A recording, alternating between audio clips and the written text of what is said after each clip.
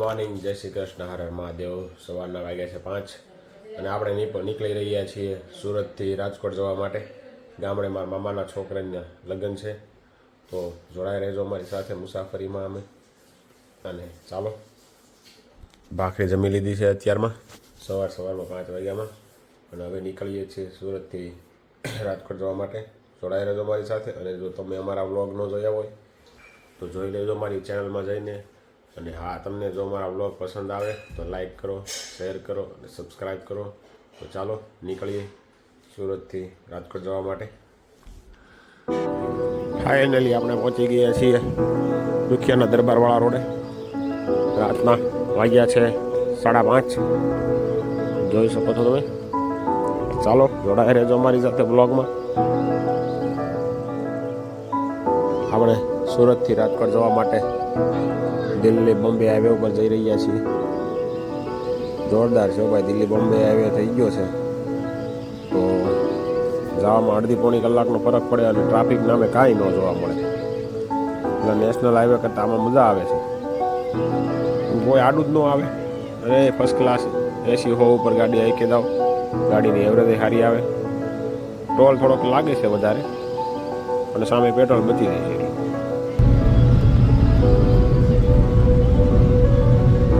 Express highway ઉપર તમે કોઈને મહેંદી મૂકતા જોયા નહીં હોય, જોઈ લ્યો. એક્સપ્રેસ હાઈવે ઉપર મહેંદી મૂકે છે, ટાઈમ જ નથી એની પાસે.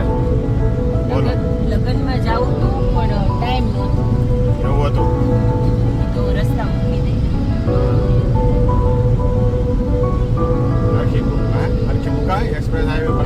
ખાલી કોણ મૂકે ડિઝાઇન ઓટોમેટિક બની જાય છે. હા, નીતિનભાઈ ગડકરી, આ તમે બહુ સારું કામ કર્યું છે કે ભાઈ મહેંદી મૂકે છે એક્સપ્રેસ હાઈવે ઉપર. ખાલી આમ કોન અડાડીને ત્યાં ડિઝાઇન ઓટોમેટિક બની જાય. એવા રોડ તમે બનાવ્યા છે ભાઈ, જોરદાર. કે ભાઈ તમે ખાલી આમ મહેંદીનો કોન અડાડો ને ઓટોમેટિક ડિઝાઇન બનતી જાય. એટલો અસ્થિર રોડ છે આ. ખાલી પૈને તો નીતિનભાઈ ગડકરી ભાઈ, તમે થોડું આ એક્સપ્રેસ હાઈવે ઉપર નીકળો તો તમને ખબર પડે કે ભાઈ આમાં થોડુંક બેલેન્સિંગમાં મિસ્ટેક છે રોડ બનાવવામાં. બાકી તમે રોડ સારો બનાવ્યો છે, જરાક બેલેન્સિંગમાં મિસ્ટેક રાખી દીધી છે. એનો સુધારો કરાવડાવી નાખજો. થઈ તો ગયો જ છે લગભગ, થોડો ઘણો જો છે 2-5%. ચાલો હવે જઈએ છીએ અમે રાજકોટ. તો જોડાઈ રહેજો અમારી સાથે.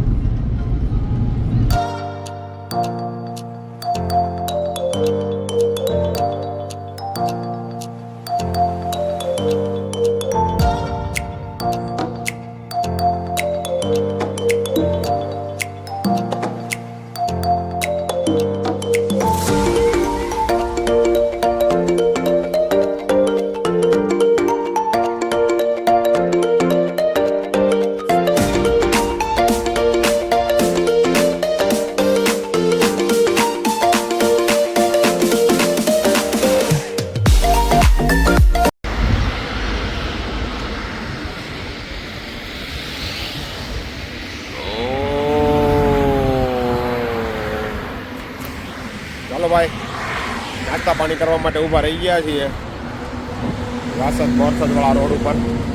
થોડોક નાસ્તા પાણી કરી લઈએ. 4થી ગાંઠિયા રથમાં જઈ રહ્યા છીએ. ચાલો ભાઈ, બોરસદ પહોંચીને નાસ્તો કરવા બેસી ગયા છીએ.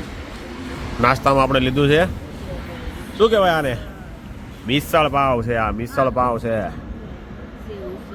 મિસળ પાવ. સવારના વાગ્યા છે 8:30.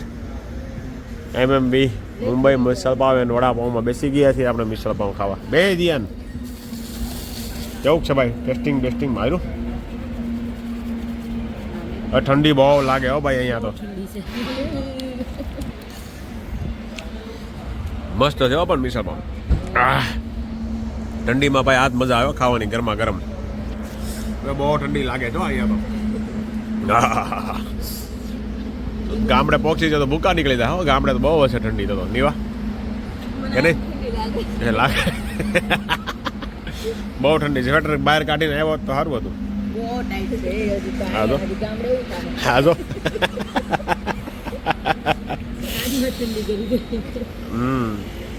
ચાલો મિસળ પાવ જમી લઈએ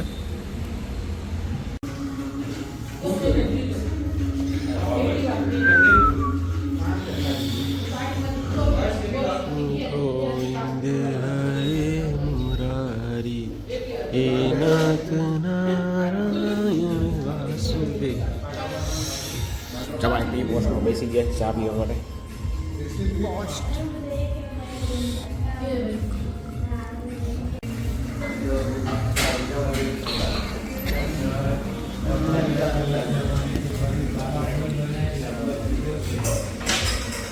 ચાયના રસિયા હો બે જો ચા પણ કેમ છે બાકી એક નંબર છે ને.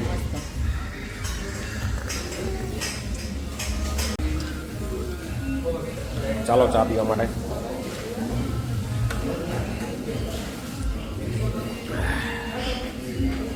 ચાલો તમે થોડી ડિઝાઇન મારવાની છે. લેજ ફટાફટ પી. ચલો નાસ્તા પાણી કરીને હવે પાછા નીકળી રહ્યા છીએ બોરસદથી આપણા ડેસ્ટિનેશન તરફ જવા માટે. એક્સપ્રેસ હાઈવે તો આપણે કાપી નાખ્યો અને હવે છે આ બગોદરાવાળો હાઈવે. હા આપણી પડી છે ગાડી. ચાલો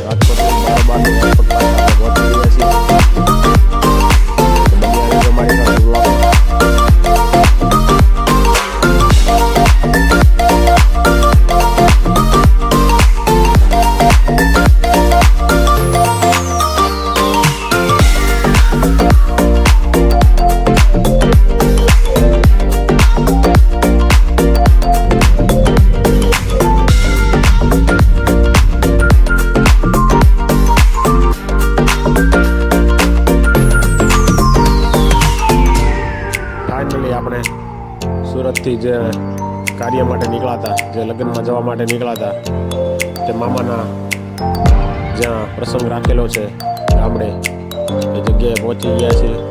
એ ગામડાની અંદર વાડીની અંદર એટલું જોરદાર ડેકોરેશન કરેલું છે ને મસ્ત. બંનેની પરિવાર આપણું સ્વાગત કરે છે. મસ્ત બનાવી છે ભાઈ. આવડે ગામડે ખેતર હોય ને ખેતર એની અંદર બનાવેલું છે. જોરદાર આયોજન કરેલું છે ગામડાની અંદર. તો જોડાયા રહેજો મારી સાથે બ્લોગમાં. જો તમને આજનો મારો બ્લોગ સારો લાગ્યો હોય તો લાઈક કરો, શેર કરો.